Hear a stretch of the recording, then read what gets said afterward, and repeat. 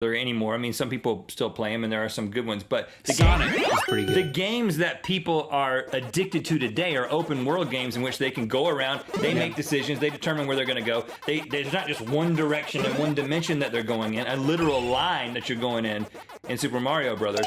But it was an open world game, and so I'm with David on this. It's like the innovations of that, being able to save your gameplay, being able to have this open world, and let us not forget, as David points out, it came in a gold case. Do you remember this? It was a shiny gold case. I did look at that, yeah. Legend of Zelda, when you take everything into account, you take into account its influence and the experience and the fact that you can still play it today and enjoy yourself, best video game ever. But I think we can agree, at least amongst Rhett and Link, like me and you, between the two of us, the best video game ever, as far as our friendship goes, is what?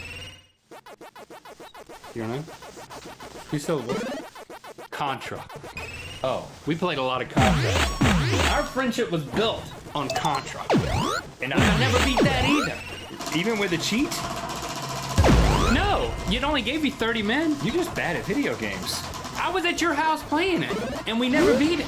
I beat it by myself. I didn't want you to be there when I beat it. You don't want to show me how. Get me in the dark, man. Shout out to the Principality of Sealand. Is how we're ending this episode. The Principality of Sealand is an island nation that is on a formal naval base of the British Army. All right, without boring them with more details, just get ready. And I will say, leave a comment below. Next week, we're going to talk about what is the best television theme song ever. Not limited by time, not limited by space. Television theme song. Best one ever. Comments below. Principality of Sealand, you're not an actual landmass. You're man-made, and it's questionable whether or not you should be categorized as a nation. And in fact, you're not categorized as a nation. There was an old crazy man who occupied you at some point and declared you to be a Principality of Sealand. And for that, even though it's illegitimate on every level possible, is one of the coolest things ever, because you, my friend, and the people who still live there to this day, I don't know if anybody still lives there, have declared a nation just out of a platform in the middle of the ocean, and that's something that all of us could strive to do.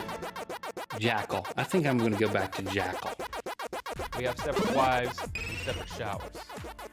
So I'm glad you asked. Play on PS4 Pro. Interesting technique. Thanks. No, I meant the pattern on your armor. Custom. Appreciate every detail with PS4 Pro. I want to go live alone in a treehouse. Who's with me? I'm Krista from Birmingham, Alabama. Let's talk about that.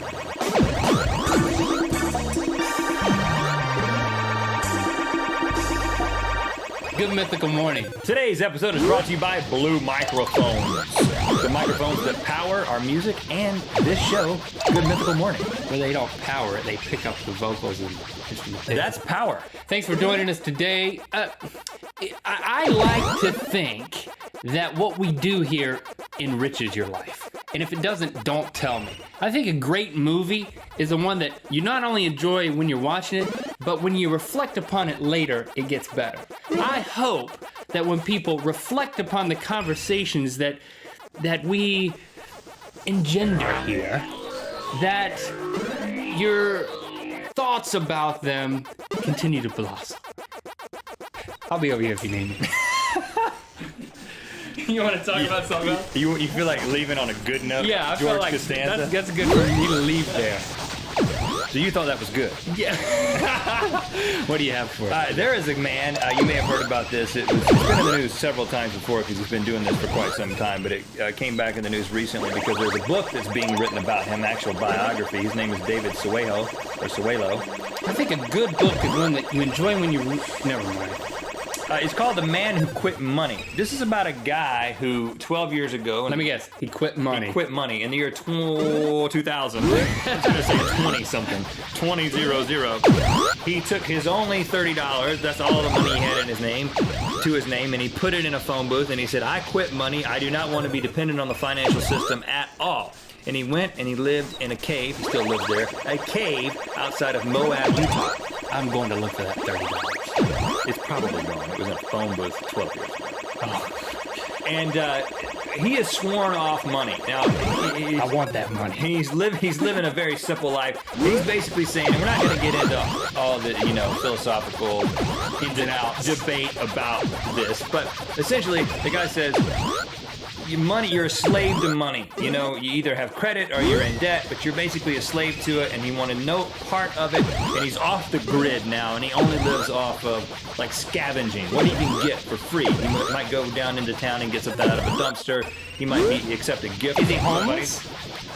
Depends on what you mean by homeless. He does not have a home other than a cave on public land. Well, that's a home. He lives in. He's a cave dweller. Yeah. Okay.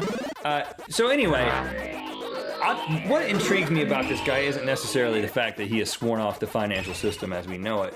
It is the fact that he lives alone. He's hermitized himself. Because this is something that I've been personally fascinated with for a long time. Ever since I read My Side of the Mountain, my favorite book from childhood, which incidentally my son just finished reading recently.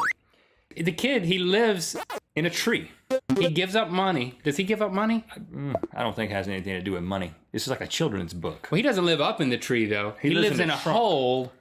It's a hollowed out tree, right? Yeah, and he just makes, he figures out how to make things, and he lives off the land, and then he spends, I don't know how long he spends there, but I was always fascinated with it. And then years later, as an adult, I saw this documentary about this guy who goes